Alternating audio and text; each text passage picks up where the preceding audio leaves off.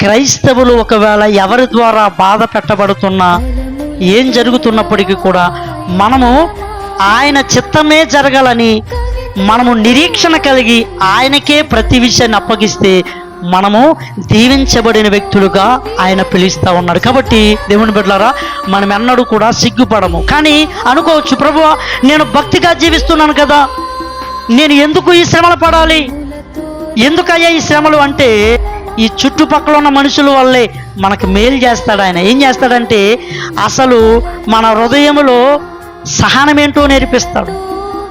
ఆయన మనలో ఉన్నటువంటి చెడుతనం అంతా బయట పెట్టడానికి మనుషుల్నే ఉపయోగిస్తాడు.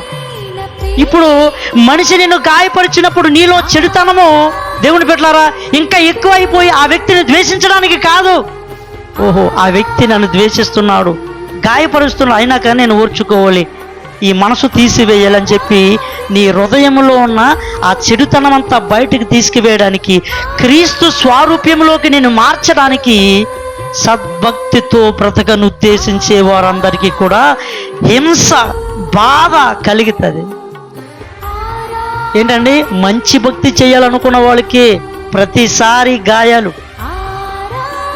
ఎలా పడితే అలా బతికేవాడికి ఏ గాయాలు ఉండవు. ఎందుకంటే వాడే ఇంకొక గాయాలు చేస్తూ ఉంటాడు.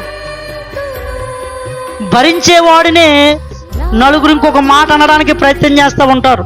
దేవుని బిడ్డలారా, కానీ దేవుడు అంటున్నాడు, నీవు గనుక కొద్ది కాలము ఆ మాటలు, ఆ క్రియల వలన నీ హృదయమును సరి చేసుకోవడానికి ప్రయత్నం చేస్తే కొన్ని రోజులకి నిన్ను అన్నవారే సిగ్గుపడతారు. ఏ విషయంలో నిన్ను దుర్మార్గుడని నిందించారు, ఏ విషయంలో నిన్ను దూషించారు, వాళ్ళే నిన్ను ఘనపరిచే పరిస్థితులు వస్తాయి.